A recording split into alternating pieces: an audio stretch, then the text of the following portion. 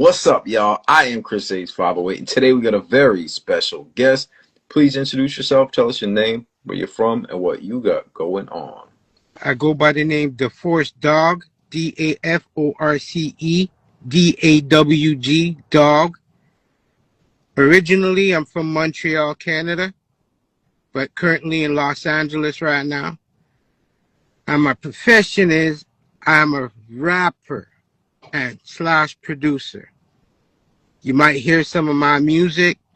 You might hear some music that I've done for your favorite artists. I'm out there. That's a fact, man. You definitely got a lot going on. I see you page, different events, new music, all types of stuff. For the people who have not heard your music yet, what's your newest song out that you want the people to check out? What was that? Sorry, I missed that. No, I was just saying, man, for the people who haven't heard your music yet, what's the newest song that you want them to check out? Well, the song that I'm busting up the world with is called Survival. That's reached around the globe. So, I mean, Where can they right now find the that song song? is hitting. It's hitting. Where can they find it? You can find it on all the platforms that Man, that's exist, basically. everywhere, man. Everywhere. I like that, man. We're gonna find out more about you because I think you've done a lot in your career, man. I want to find out more about you. Before we get started, though, I definitely want to officially welcome you to On the Spot, the Force Dog. I like it. All right. The Force Dog's in the building, man. I want you to reintroduce yourself to the people, though. I want you to tell the people again, what is your official artist name? Who gave it to you? How did you come up with it? Tell us a story about your name. Well, I go by the name Daforce. Added the dog part later on in the career. Not everybody was happy with me claiming Daforce. They seen it as like a universal attack on the word. So I added the dog part so that it would be easier for people to understand what I'm trying to do. And yeah, it's been a battle that way. Now, what was the second question? No, that was exactly the question was, just like, uh, you know, what the name means, how you came up with it, the story behind it. And I didn't expect that, And the force, when I hear the word force, I think of energy, man. And you get a lot of energy in your music. It's melodic, it's real, it's versatile. You're a very versatile artist too. And I want to talk more about your music and your journey. Like you were saying, you've written songs for, a lot of people. You've been in the game for a while. Bring us back to the beginning, man. What inspired you to becoming an artist? Was it a moment, something you saw on TV? Was it your family? What was your inspiration? But Yeah, I also, started with my pops. He's a musician, jazz musician, composer, arranger. So it started with him. He put a guitar in my hand when I was 4 or 5 years old. mm, I had a bass, same age. He was teaching me music theory and all of that stuff, from an early age. But, growing up in that time, you want to be like your peers. You don't want to be, that 10-year-old, walking down the street with a bass in a case, you know what I'm saying? You see rappers, break dancers doing it, then you want to be like them. So that's where my journey started. wow. I mean, so you started young, and I think great foundation to have knowing music theory, and now you're applying everything you learned in kind of a way you didn't expect along the way. And I want That's to it. figure out what has been your motivation to keep going. Like, why do you make music? Why do you do what you do? What's the passion behind it? Well, I enjoyed it. Like I enjoyed doing the music part. That's what I really enjoyed. And then it turned into something else. Then it turned into something else. So all that time passed, and I didn't even realize, you know, what was happening. Mm. You're just young, doing your thing, starry-eyed like everybody else, and then you end up in a certain spot in a certain position. You don't even realize. It's not like it was planned. It was just something that happened. Mm. That's real, bro. That's definitely real. Let me ask you a question. Like, you've obviously done a lot of different shows, worked with a lot of different people. What's been like your overall favorite moment in music? If it's whether it's a performance or meeting someone or just a random story. It's a lot. It's a lot. But I think my part where I enjoyed myself the most was working with the veterans, you know, Mm, squeezing game from them, learning a lot, and seeing if it works and trying it and applying it.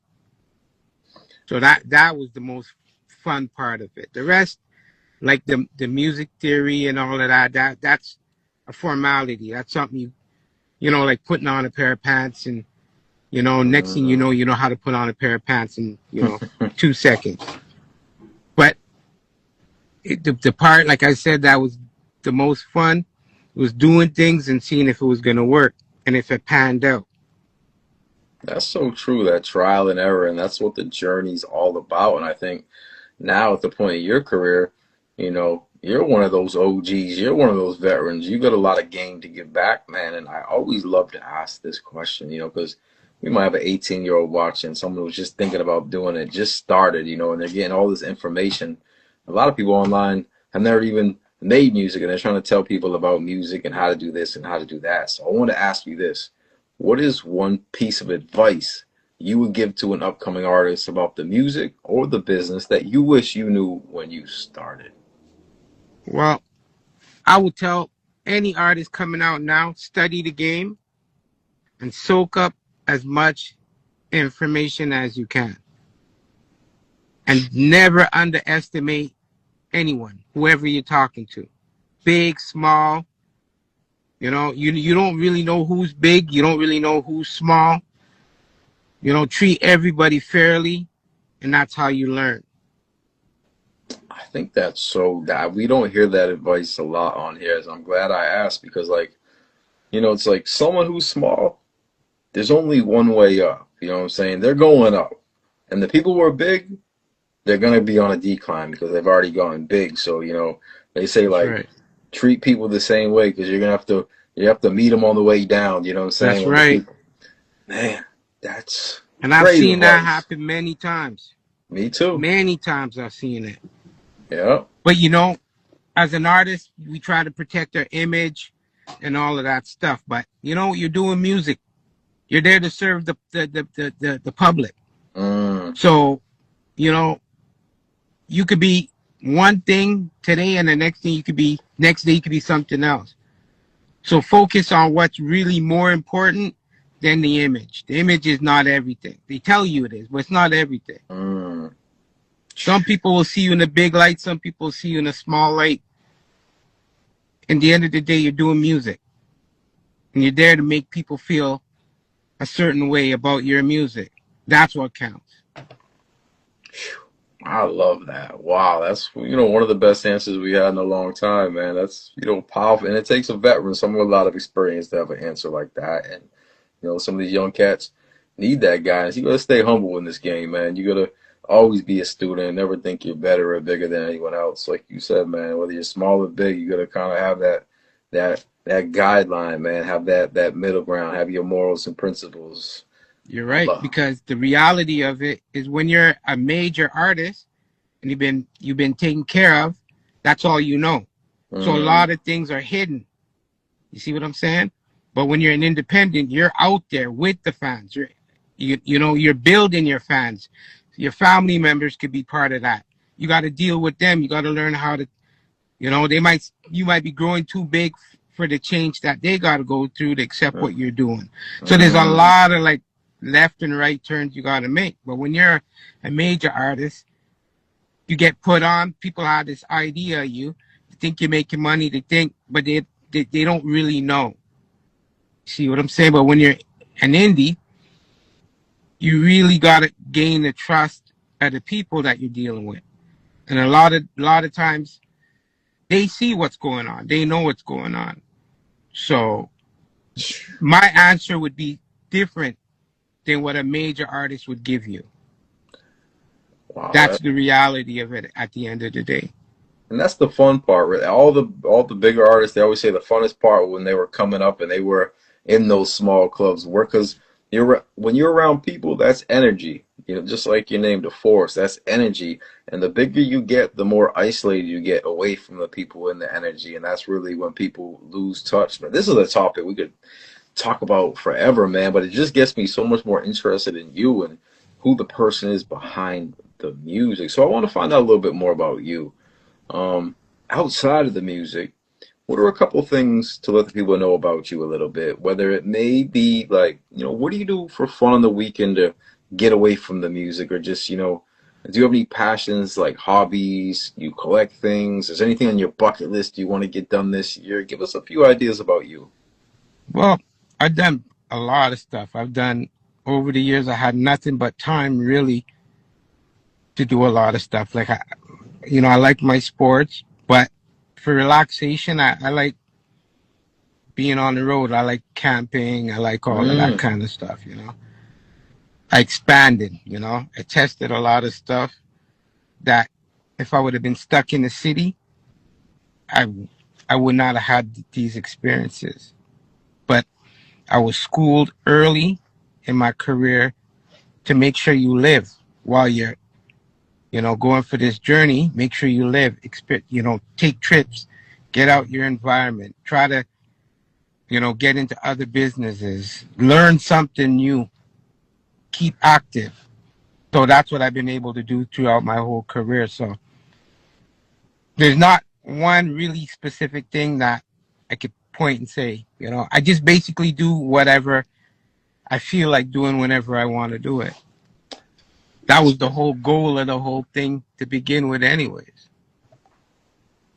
That's another great piece of advice because before people ever start releasing music, a lot of people they're starting a little bit younger, but most people maybe start in high school or in college or something like that. You've already lived 15 or 20 years before you make music, and I think what happens is as soon as they start making music, they get very, like you said, starry-eyed. They get obsessed with it, and all they do That's is right. music, and they forget about all the influences and inspirations that created the music to be that first album. That's why a lot of artists have a problem getting past that second album. And man, you got a lot of game, bro. You got a lot of game you're giving to the people right now, and Yeah. it makes me more curious, like about who some of your influences in music are, because obviously you came up around, your father, jazz instruments, all these things. So if you were to put a list together, who are your top three favorite artists of all time? All time? That's hard Yeah, it is. because I have a lot. Like it changes very often. So, but who I could say really spit important game to me when I needed it in different times in my life, that's how I'll categorize it. Prince is one, Wow. Too Short, and I'd probably say Luba. Say? Luba. Well, She's a singer from the 80s, ooh, a okay. Canadian singer from the 80s. I You know, love that. it's these are people that said enough in passing to be able to take a lifelong lesson from it. That's a that I don't know the third one, but just Prince and Too Short. That's so I love that answer. It's just so different all over the board, and that's what you got to do. Be very diverse and versatile. And I hear that in your music. It's funky. It's got soul. There's melody in it. There's messages in it, man. You're talking some real stuff, and I want to introduce your music to some of the people who haven't heard it yet. So for the people watching, they have not heard any of your music yet. What would be like the first song or album you would want them to check out right now? What would be the first one? Mm, well, Survival would be, I think they would be able to understand it more because the earlier works with the philosophy that I had was releasing your sketches. Like if you're a Mm, painter or an educator and you're teaching somebody physics, for example, and okay, you display your notes of how you got, that's how I presented my work. that's I real. presented it as a learning sketch, so people could, so some releases I didn't care about how it sounded. I just wanted them to get the message, the idea. Some records, I wanted them to feel a certain thing. So that's how I presented my music at the time. But So, the current stuff is the more polished stuff, okay. which people can relate to. And once they go back and they check the journey and everything, it'll all make sense. Well, let me ask you. I mean, I don't want to get too personal, but what are you surviving? Or like, what's the survival? What is the message behind the song? Was it personal? Was it political? What was the story behind it? Survival, it's all of it because they're all connected. Yeah. Personal, not so much politics, but all the struggles we go through, whether it's fighting for your sister that has cancer, or fighting for yourself, or fighting for a group of people to understand, a certain economical structure, or whatever it is. It's just all of it is points to the same thing: survival. We all want to survive. That's a definitely. We all want to. I can relate to that so much. Wow, man. Um, I learned a lot during this interview and really learned a lot more about you, man. You gave a lot of game, shared your story, you got your brand new music out for the people to support. And we've gone over a lot, and I appreciate you sharing your story and getting on this interview with me. But I want to make sure I didn't miss anything either. For Before sure. we go, we got another minute. Is there any shout outs you want to give? Is there anything I didn't ask you that you want to talk about? Is there anything on the way that we can expect? Yeah, well, we got a mixtape coming out, Warriors Part 3. Gonna have some good, features on there. Um, I would like to shout out E40. Learned a lot of game from him too. Too Short, Mm, of course. Learned a lot from KRS-One. Sad X. I would like to shout him out. He's a big inspiration to me. You know, mm, Edie Mean from the Outlaws. Ron G, the mixtape king. I would like to shout him out too. Rock Ness Monster. I'd like to shout him out also. These are all mm. people that I admire, look up to, and have learned game from them. So, much love. Dope. Dope. Shout out Rockness, man. Jersey, man. You mentioned a lot of dope artists. They all do have that. Some political, some survival, just a Those are lot of all game in there. monsters, man. Those are Yeah. beasts, all of them. KRS. I love Boogie Down Productions, man. Just listening to their live album, that's like real MCing, bro. Like that's a Boogie Down Productions worldwide. Such a classic live album, and we could talk about music all day, game, just everything, bro. But you got my mind thinking, man, and I hope everyone watching feels the same way. So thanks again for coming through. Yeah. Oh yeah, shout out to MC Hammer and Emmerich. And Hammer time, brother. Love MC Hammer too, man. Well, listen, thanks again, and I want to thank everyone for watching. If you've made it this far, you was definitely a real one. I want to thank you for watching. I just got one favor to ask y'all. Press like, drop a comment, share this on your story, and go give Daforce Dog a follow right now. You already know what it is. I'm Chris A58. Yeah, This go is on check the out the Force Dog. Pick up that stuff. Go check them out right now, y'all. You already know what it is. I'm Chris A's 508. Let's go.